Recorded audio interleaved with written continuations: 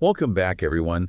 Today we're going to be doing a deep dive into Micah, Okay. specifically chapters 6 and 7. Right. And these chapters are really fascinating because they feel so ancient, yeah. but also like shockingly relevant to a lot of the problems that we're facing today. Absolutely. You know, even though they were written like thousands of years ago, Right. they offer this really powerful blueprint for living. Yeah. And it's all rooted in justice, mercy, and humility. Yeah. It's incredible how these themes just transcend time, you know? Yeah. They're just as relevant today as they were back then. So set the stage for me a little bit. Okay. What was going on in Micah's time? All right. So Micah was a prophet Okay. in the southern kingdom of Judah. Got it. And things were not going well, to say the least. Okay. Rampant corruption. Wow. The rich exploiting the poor. Leaders who are more concerned with lining their pockets than taking care of their people.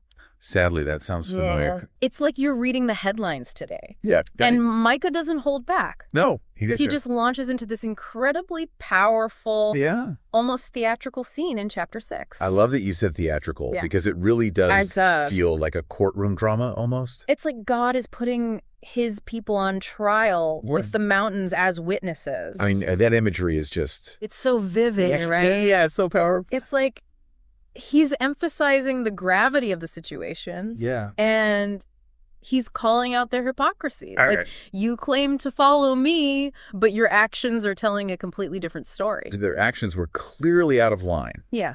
Yeah. What did God actually want from them? Well, that's where we get to one of the most well-known verses in Micah. Okay. It's chapter 6, verse 8. Right. It says, "He has shown you, O mortal, what is good, and what does the Lord require of you? To act justly, and to love mercy, and to walk humbly with your God." It's so short. I know, right? But it's so powerful. It's like this tiny little verse that just packs a huge punch. It almost feels deceptively simple. It does. Like, are those really the only things we need to focus on? I know, but think about how deep those three things actually are. Okay. Justice, mercy, humility. They touch every aspect of our lives, how we treat each other, how we engage with our communities. Totally. And even how we relate to something bigger than ourselves. I love that you said something bigger than ourselves. Yeah. Because that phrase, walking humbly with your God, Right. has always stood out to me. Yeah. But what does that even mean practically? Yeah. Is it just about being a good person? I mean, it's definitely about being a good person. Okay. But I think Micah's getting at something even deeper here. Okay, I like that. It's about approaching life with this posture of humility. You know, recognizing that we're not the center of the universe. Yeah. It's about aligning our will with God's will. Okay. Understanding that our purpose is found in something so much larger than ourselves. So it's less about outward actions and more about this inner shift in perspective. Exactly. It's about cultivating a heart that's focused on something beyond just our own selfish desires. Yeah, I can see that. And Micah believed that this inner transformation would then naturally lead to those outward actions of justice and mercy. Yeah, I'm starting to see how these three ideas are all connected. Yeah. It's like this ripple effect, you know? It is. Inner humility leads to outward expressions of justice and mercy. I love that analogy, the ripple effect. So Mike is arguing that you can't have one without the other. Exactly. True justice and mercy flow from a heart that's grounded in humility. It all starts there. Okay, so let's break these ideas down a little bit further. Yeah, let's do it. You mentioned justice. Okay. What did doing justice look like in Micah's time? Yeah. Was it just about following the law? Well, it was definitely about following the law. Okay. But Micah was calling for something much more radical. Ooh. Yeah. He was challenging the status quo. Speaking truth to power. Wow. And demanding fairness for those who were being marginalized and oppressed. So it wasn't just about, like, following the letter of the law. It was about embodying its spirit. Exactly. It was about advocating for a society where everyone had equal access to opportunity and resources, regardless of their social standing. That's huge. It is. So in ancient Israel, you know, you had widows, orphans, and foreigners who were particularly vulnerable to exploitation. They were often taken advantage of. And Micah was fiercely protective of these groups. Oh, absolutely. He saw their mistreatment as a direct affront to God's justice. Yeah, it makes me think about how often we just turn a blind eye to injustice even today. That's such a good point. We might not be actively participating in it. Right. But are we really doing enough to challenge the systems that are perpetuating it? That is the question, isn't it? Micah is saying that silence in the face of injustice is a form of complicity. It is. Which is pretty convicting. Yeah, it's a tough pill to swallow, but it's true. So he's pushing us to move beyond this passive sympathy and into active advocacy. Absolutely. We have to be willing to speak up for those who can't speak for themselves, to use our voices, our influence to promote fairness and equality. Yeah, so Micah lays down this powerful challenge to act justly. Right.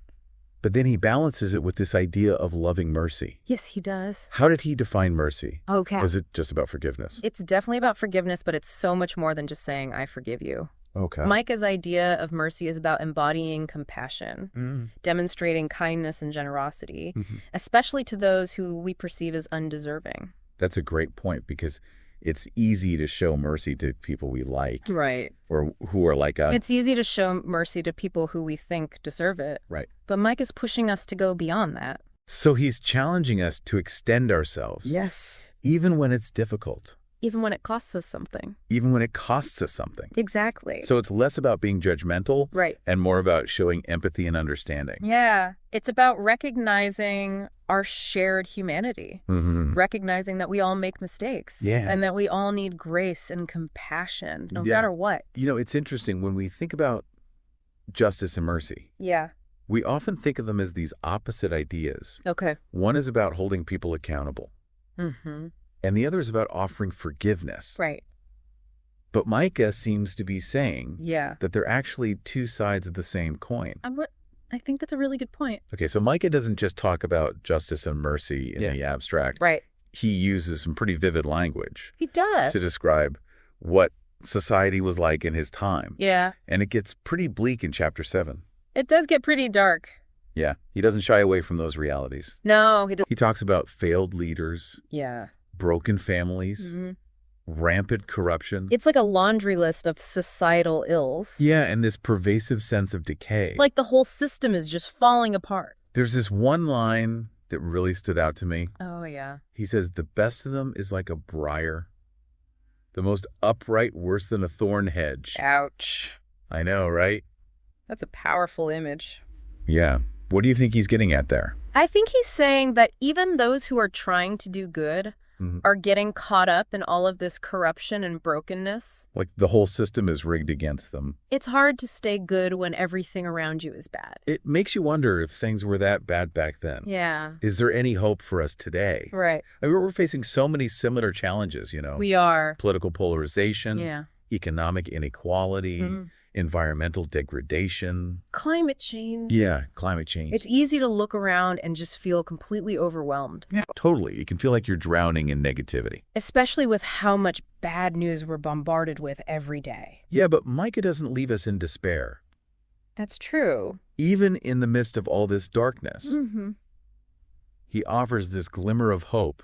He does. You're talking about that incredible line, right? Yeah. But as for me, I will look to the Lord. I will wait for the God of my salvation. It's so powerful. When everything around him seems to be falling apart, yeah, he chooses to fix his eyes on God. Because his faith is not based on circumstances. It's based on something deeper. Exactly. Yeah. It's rooted in the unchanging character of God. You know, that reminds me of something you said earlier about humility. Okay. Maybe walking humbly with God is about surrendering our need to control everything. Letting go. To fix everything. Absolutely. Maybe it's about trusting. Trusting that God's got this. That God is ultimately in control. Even when we don't understand what he's doing. Okay, so Micah starts out by highlighting all these ways that God's people have fallen short. Right. But then he ends on this note of incredible hope and redemption. He does. Why do you think that is? Because Micah understood that God is both just and merciful. Okay. He doesn't shy away from confronting sin and calling out injustice. Right. But he always balances that with this message of forgiveness and restoration. You know, it's interesting. When we think about the Old Testament, we often associate it with this idea of a God who's angry and Yeah, vengeful. yeah, right. But here in Micah, Yeah, we see this incredibly tender, it's true. compassionate side of God. He's not just a God of wrath. He's also a God of love and mercy. I love that. Micah, like all the prophets, is trying to show us the fullness of who God is. Okay. Yeah, God is just, and he hates injustice. Right. But he's also deeply merciful and compassionate. Yeah. He longs to forgive and restore his people. And there's that beautiful passage in Micah 7:8-19, Okay. where God's mercy is on full display. Yeah, tell me about it. It says, "Who is a God like you, who pardons sin and forgives the transgression of the remnant of his inheritance? You do not stay angry forever, but delight to show mercy." I mean, come on, that's beautiful. It's like a love letter. It is. From God to his people. He's saying, look, I know you messed up. Yeah. I see the pain that you've caused, but I still love you. It's so powerful. But I'm not holding on to that anger. Yeah. I want to forgive you. It's like he's saying, come on. Yeah. Let's start over. Let's try this again. Let's try this again. There's this incredible sense of hope and possibility in those verses. Totally. It's a reminder that no matter how far we've strayed, No matter how badly we've messed up, God is always waiting for us he's always there to come back to him. with open arms. And he doesn't just offer forgiveness. Right. He promises restoration. He wants to make things new. That's the beautiful thing about God's grace. What is that? It's not just about erasing the past. It's about empowering us Yeah. to live a different kind of future. To become new creations. Micah begins by highlighting all these ways that God's people have fallen short. Right. But then he concludes with this powerful message of hope and redemption. That's quite an arc. It is. And it's a message that has resonated with people for centuries. Yeah. Because deep down, I think we all yearn for that kind of restoration, both personally and collectively. Like, we want to know that even when we mess up, there's still hope for us. There's a chance to make things right. We want to believe that a better world is possible. A world where justice and mercy prevail. And Mike is telling us that, yes, a better world is possible. It is. But it's not going to happen magically. No, we have to work for it. It requires us to play our part. To be the change we want to see. Absolutely. You have to be willing to embody those values of justice, mercy, and humility. In our own lives, in our own communities, Yeah. we have to stand up for what's right even when it's difficult. Even when it's hard. And we have to extend grace and compassion to those who may not seem to deserve it. Because everyone deserves compassion. Exactly. It's like Mike is giving us this blueprint for living in a broken world Yeah. without becoming broken ourselves. Without losing hope. Showing us how to hold on to hope. Yeah. Even when things feel dark.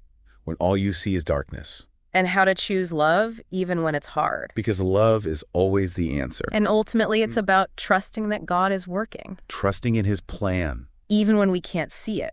Even when it doesn't make sense. We started this deep dive. We did. Talking about how relevant these themes of justice, mercy, and humility Right. feel today. They're so timely. And as we're wrapping up this part, Yes. I'm realizing just how timeless they really are. They are eternal. They speak to what it means to be human. Absolutely. How we connect with each other. How we care for the world around us. Yeah.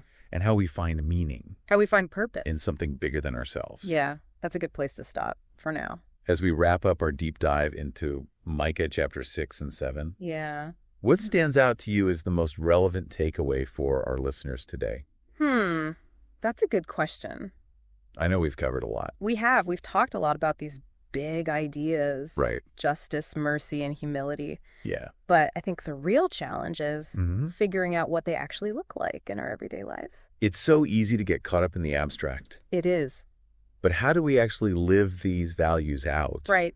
in a tangible way? Like, what does it actually mean to do justice Right. in our workplace, in our families, in our communities? It's a great question. It's not always easy to see those connections. And loving mercy. Yeah. And we talked about how it's more than just forgiveness. Right, it's about action. So how can we make it a more active part of our lives? I think it starts with the posture of the heart. Okay. You know, willingness to see the world through a lens of compassion. So maybe it's reaching out to someone who's struggling. Exactly. Or offering a listening ear, a helping hand. Or just choosing to respond with kindness and understanding. Yeah. Even when someone messes up. You know, one thing that really struck me about Micah is this idea that Even small acts of justice and mercy Yeah. can have this ripple effect. I love that. It's not about single-handedly solving the world's problems. No, it's about those little things. Right. It's about being faithful in those everyday moments. Where we have a chance to make a difference. Exactly. So Micah gives us this really powerful call to action. He does. But he doesn't leave us to figure it out on our own. Thankfully, no. He points us back to that foundation Yeah. of walking humbly with God. That's where it all begins. Yeah, I think you're right. You know, that quiet space of surrender and trust, where we acknowledge our limitations and lean into God's strength. It's in those moments of stillness Yes. where we can really hear his whispers, aiding us. guiding us toward a life of purpose, And meaning. recognizing that ultimately Yeah. the work of justice and mercy, it's not ours to accomplish alone. We can't do it on our own. It's a partnership with God. It is. This journey of transformation, Absolutely. it begins in the heart. And then flows outward. Micah challenges us to live lives Yeah. that reflect God's character. To be a reflection of his love and justice. So as we leave our listeners today, Yeah. we want to encourage you to take Micah's words to heart. Let them sink in. Let them challenge you, convict you And inspire you. to live differently, Don't underestimate the power of those small acts. of justice, mercy, and humility. Yeah. They can change the world. Thanks for joining us for another deep dive. It's been a pleasure. Until next time, go out and be a force for good in the world.